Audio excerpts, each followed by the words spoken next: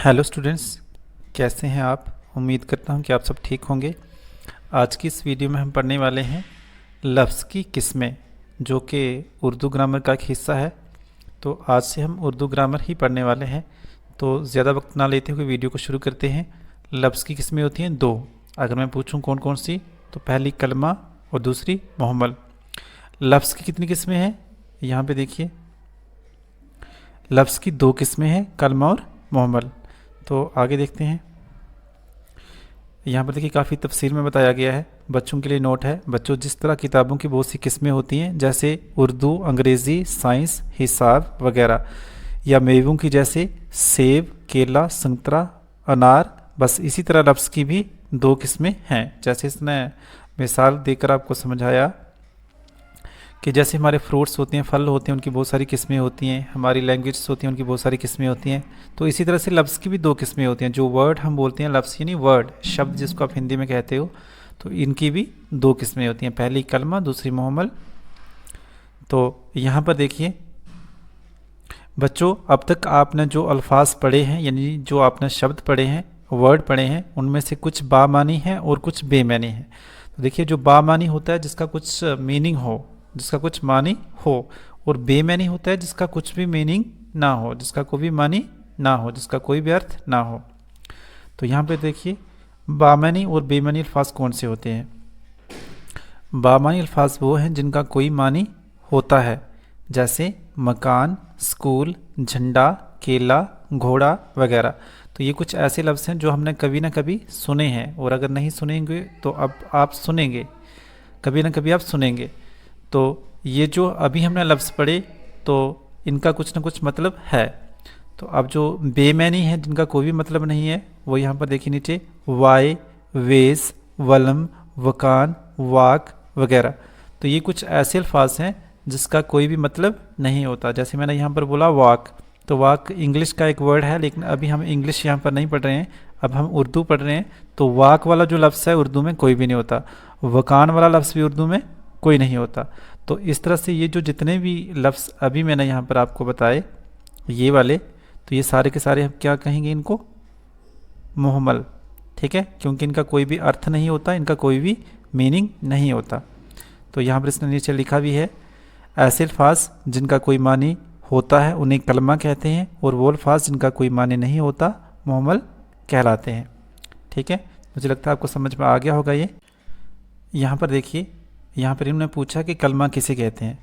तो यहाँ पर आप इसका जवाब लिख सकते हैं, बामानी लफ्ज़ को कलमा कहते हैं। यहाँ पे क्या आएगा, कलमा।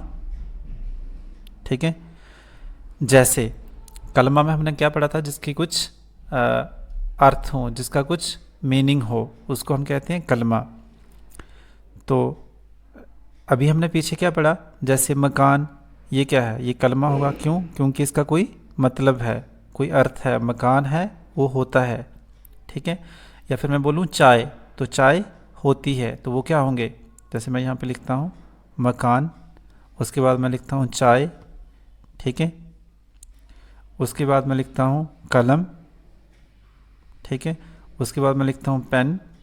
तो ये सारे ऐसे लफ्ज़ हैं जिनका कुछ न कुछ अर्थ होता है, जिनके बारे में हमें पता है। तो अगर मैं बोलूँ चाय वाय, तो वाय कोई लफ्ज़ नहीं है। अगर मैं बोलूँ मकान वकान, तो वकान कोई लफ्ज़ नहीं है। तो अगर मैं बोलूँ कलम वलम, तो कलम तो लफ्ज़ है लेकिन वलम लफ्ज़ नहीं है। तो इसलिए ऐसे लफ्ज़ जिनके मीनिंग होंगे वो कलमा होंगे, जिनके नहीं होंगे वो मुहम्मल होंगे। यहाँ पर देखिए मुहम्मल किसे कहते हैं, जैसे हमने ऊपर कलमा पढ़ा था, तो बेमानी लफ्ज़ को मुहम्मल कहते हैं। यहाँ पे क्या आएगा, मुहम्मल। ठीक है, जैसे अभी मैंने ऊपर आपको बताया, जैसे चाय वाय, तो चाय तो हो गया कलमा, वाय क्या हो गया, मुहम्मल। मकान वकान, तो मकान तो हो गया कलमा, वकान क्या हो गया, मुहम्मल, क्योंकि इसका कोई अर्थ होता ही नहीं है, कोई मतलब होता ही नहीं है, मीनिंग होता ही नहीं है। ठीक है, तो ऐसे जो है वो बाकी वाले आपने भरने हैं। तो अभी देखिए नीचे यहाँ पे बच्चों, आपने पढ़ा कि लफ्ज़ की दो किस्में हैं, कलमा और मुहम्मल। बस इसी तरह अब कलमा की भी 6 किस्में हैं, वो ये हैं। कलमा की कितनी किस्में हैं, 6। इसम, फेल, मुतल्लिक फेल, हर्फ, ज़मीर, सिफ्त।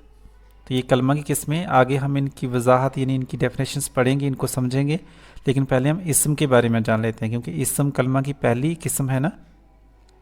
ठीक है, इसम किसको कहते हैं हम? नाउन को, जिसको आप हिंदी में संज्ञा कहते हो। अब यहाँ पर देखिए इसम की वजाहत, यानी कि इसम के बारे में इसने काफ़ी तफसील से बताया है। बच्चों, अब तक आपने बहुत सी बामानी अल्फाज पढ़े, यानी कि ऐसे लफ्ज़ पढ़े जिनके कुछ मीनिंग हों, जिनका कुछ मतलब हो, अर्थ हो, या आपको बहुत सारे अल्फाज याद होंगे, जैसे स्कूल, प्रिंसिपल, मकान, कुर्सी, मेज़, किताब, कलम, थैला, अलमारी, खिड़की, दरवाज़ा, मैदान, उस्ताद, चपरासी, सेब, अनार, नाशपाती, अंगूर, केला, बकरी, गाय, घोड़ा, ऊंट, बैल, हाथी, पालक, टमाटर, आलू, प्याज, शलगम। ठीक है जी। देखिए जग, श्रीनगर, जम्मू, पहलगाम, गुलमर्ग, ईदगाह, निशात बाग, साजिद, हस्पताल। तो ये सारे जो लफ्ज़ हैं जो अभी मैंने पढ़े, ये सारे के सारे हैं कलमा, क्योंकि इनके कुछ ना कुछ मीनिंग होते हैं, अर्थ होते हैं। अब यहाँ पर देखिए आप, ये भी कुछ हैं, जैसे संदूक, मस्जिद, बिस्तरा, छत, दरख्त, लैंप, लड़का, बिल्ली, अंडा, मछली, बंदूक, दवात, पतंग, शेर, आदमी, नाक, उल्लू, घड़ी वगैरह। ठीक है, तो ये सारे के सारे जो अल्फाज हैं ये क्या हैं? ये हैं कलमा। तो अब देखिए नीचे, बच्चों तुमने देखा कि किताब पर कुछ शख्सों, जगहों और चीज़ों के नाम लिखे गए हैं।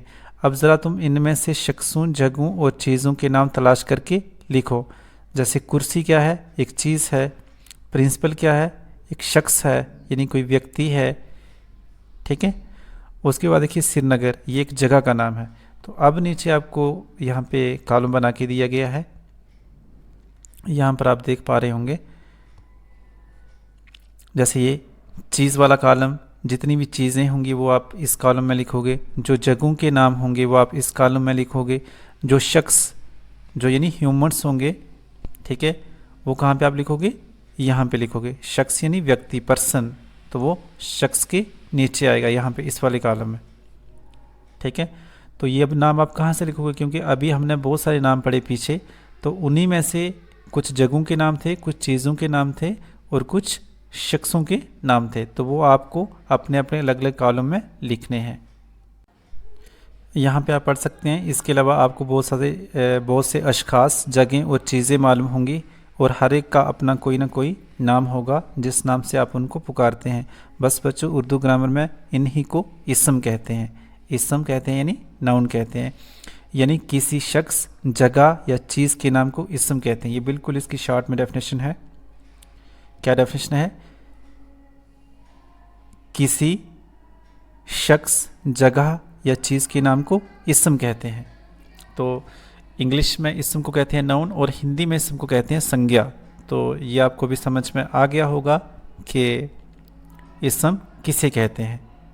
ठीक है, अब यहाँ पे देखिए मश्क, यानी इसकी जो एक्सरसाइज है वो यहाँ पर दी है इन्होंने। मुंदरजा ज़ेल जुमलों में से इसम तलाश करके लिखो। तो अगर आपको समझ में आ गया है तो अब आप आराम से लिख सकते हो। जैसे ये जुमला है, साजिद लंबा है, तो इसमें इसम क्या होगा? इसम होगा साजिद। क्या होगा? साजिद। उसके बाद उमर दरख्त पर है, तो उमर क्या है? ये किसी का नाम है, या अमर भी हो सकता है, क्योंकि यहाँ पर उर्दू लिखते वक्त बहुत सारी गलतियाँ, जो मात्राएं वगैरह होती हैं, लामतें वगैरह उन्होंने नहीं लगाई होती। तो इस तरीके से यहाँ पर जो लिखा है उमर, ये क्या है? किसी का नाम है, तो इसलिए ये क्या होगा? इसम, क्योंकि हमने पढ़ा था कि जो इसम होता है किसी जगह या शख्स का नाम होता है या फिर चीज़ का नाम होता है। अब देखिए राजू कहाँ गया, तो राजू क्या है? ये तो आपको बिल्कुल क्लैरिटी के साथ पता चल रहा है कि राजू क्या है? किसी शख्स का नाम है। कौआ छत पर बैठ गया, तो कौआ क्या है? ये भी इसम है। आमर चौथी में पढ़ता है, तो आमर क्या है? ये भी इसम है। अरशीद को ज़ख्म लगा, तो अरशीद क्या है? ये भी इसम है। ठीक है, इस तरह से हम मस्जिद में नमाज़ पढ़ते हैं, तो मस्जिद क्या है? ये भी इसम है, क्योंकि जगह का नाम जो होता है वो भी इसम होता है। वो स्कूल गया, स्कूल भी क्या है? एक जगह का नाम है, तो ये क्या हो गया? ये भी इसम हो गया। ये अस्पताल बहुत बड़ा है, तो अस्पताल यानी हॉस्पिटल जो है वो क्या है? जगह का नाम है। उसके बाद श्रीनगर देखिए, ये भी जगह का नाम है, तो ये भी यहाँ पे आगे आ जाएगा। ठीक है, तो ये थे हमारे इसम, जिनको कि आपने इस कॉलम में भरना था इसम के नीचे। तो इसमें से भी आपको इसम तलाश करने हैं। वीडियो काफ़ी लंबी हो जाएगी, इसलिए मैं सिर्फ सेंटेंस बोलूँगा, आप खुद इसको ढूंढोगे और इसम के नीचे लिखोगे।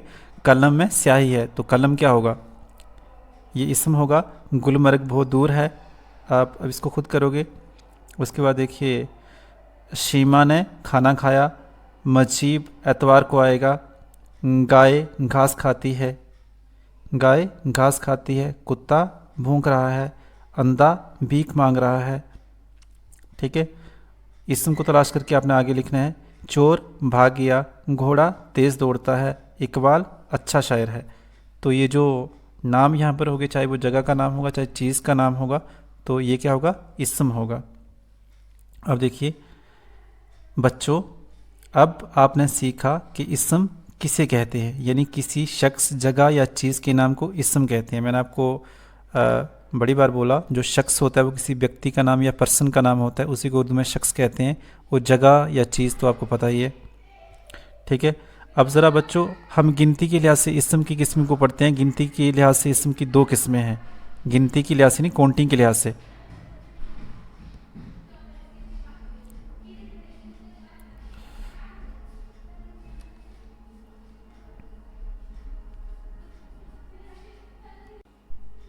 अब यहाँ पर देखिए, गिनती के लिहाज से इसम की किस्में, तो गिनती नहीं काउंटिंग के लिहाज से वाहिद और जमा। वाहिद कहते हैं सिंगुलर को, यहाँ पे मैं शार्ट में लिख देता हूँ, और जमा कहते हैं प्लूरल को। ठीक है, हिंदी में हम इनको वाहिद जमा को एक वचन बहुवचन कहते हैं। अब देखिए वाहिद का मतलब है एक, जैसे एक कुर्सी, एक लड़का, एक सेब, एक मकान वगैरह, ये क्या है? वाहिद हैं। जमा क्या होगा? जमा का मतलब है एक से ज़्यादा, जैसे दो कुर्सियाँ, तीन लड़के, दो सेब, चार मकान। यानी कि जब कोई एक चीज़ ज़ाहिर होगी, एक चीज़ के बारे में बताया होगा तो वो वाहिद होगा। जब एक से ज़्यादा चीज़ें होंगी तो वो वाहिद ना होकर के जमा होगा। ठीक है, जैसे यहाँ पर मैं आपको समझाता हूँ थोड़ा सा। गिनती के लिहाज से इसम की कितनी किस्में हैं? तो ये हमने पढ़ा कि गिनती के लिहाज से इसम की दो किस्में हैं। ठीक है, तो कौन कौन सी हैं? पहली वाहिद और दूसरी जमा। अभी हमने ऊपर पढ़ा। उसके वाहिद किसे कहते हैं? वाहिद का मतलब है एक। ठीक है, जब एक के बारे में बताया होगा तो आप उसको वाहिद कहेंगे। जैसे मैं आपको यहाँ पर बताता हूँ, लड़का, तो हमें लफ्ज़ से पता चलता है कि ये वाहिद है, तो ये क्या होगा? वाहिद। और जमा, जमा का मतलब होता है एक से ज़्यादा, तो यहाँ पर हम एक से ज़्यादा लिख देते हैं।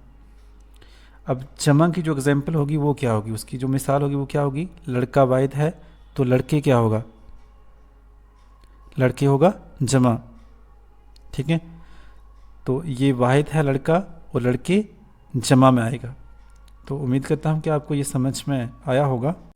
अगर वीडियो अच्छी लगी होगी तो वीडियो को लाइक शेयर ज़रूर कर दें, और साथ ही साथ बेल आइकन को प्रेस कर दें ताकि आने वाली वीडियोस की नोटिफिकेशन आपको मिलती रहे। Thanks for watching.